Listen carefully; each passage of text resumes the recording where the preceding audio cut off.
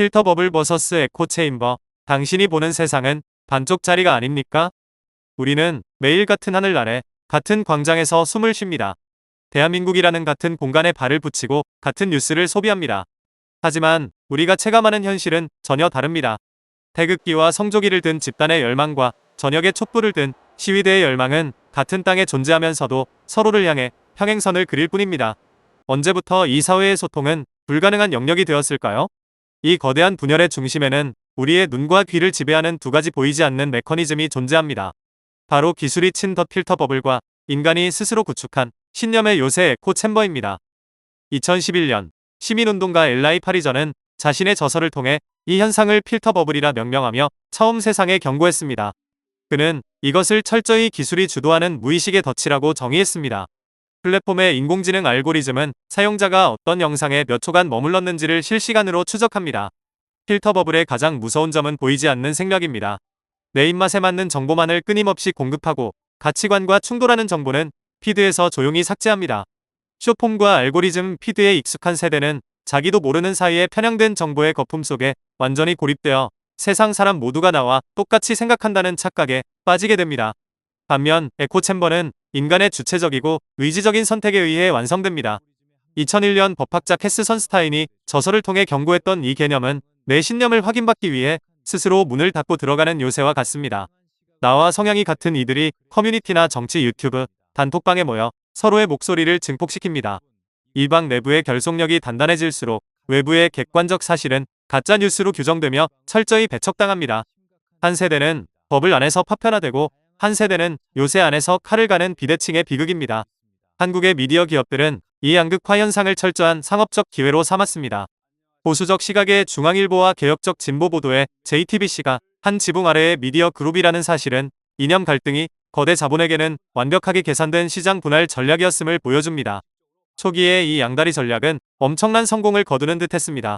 하지만 에코챔버의 벽이 통제할 수 없이 높아지며 상황은 역전됩니다. 100%의 순도만을 요구하게 된 양쪽 진영의 대중은 조금의 타협이나 양면성도 용납하지 않았습니다. 보수 독자들은 진보 방송을 품은 신문을 배신자라며 불매했고 진보 시청자들 역시 방송의 순수성을 의심하며 대거 이탈했습니다. 결국 에코챔버를 상업적으로 이용하려던 거대 언론 권력은 스스로 키워낸 극단화의 늪에 빠지고 말았습니다. 그 결과 창사 이래 가장 심각한 재정 위기에 직면하게 되었습니다.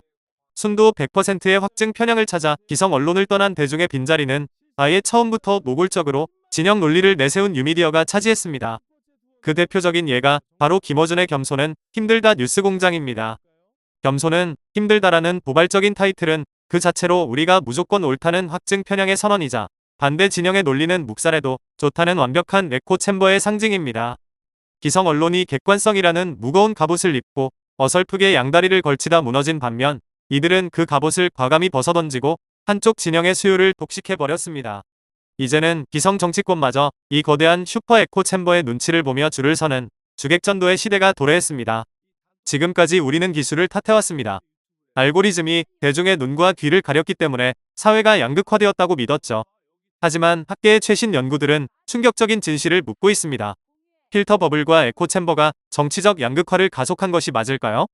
혹시 인과관계가 반대는 아닐까요? 2023년 사이언스지에 발표된 대규모 실험에 따르면 사용자들의 피드에서 인공지능의 알고리즘 추천을 완전히 꺼버려도 상대 진영에 대한 혐오감이나 정치적 양극화 수치는 전혀 줄어들지 않았습니다. 이는 무엇을 의미할까요? 알고리즘이 우리를 갈라놓은 것이 아닙니다. 이미 현실의 갈등과 불안으로 극단화된 우리가 심리적 안정을 위해 내 입맛에 맞는 정보만을 끝없이 수요했던 것입니다. 기술은 단지 그 거대한 수요에 맞춰 에코챔버라는 맞춤형 상품을 공급했을 뿐입니다. 스스로 걸어들어간 신념의 요새 에코챔버, 인공지능이 씌워준 정보의 감옥 필터 버블. 결국 이 둘은 양극화의 원인이 아니라 우리 안의 편견이 만들어낸 거대한 증상에 불과합니다. 알고리즘은 우리의 욕망을 비추는 거울일 뿐입니다.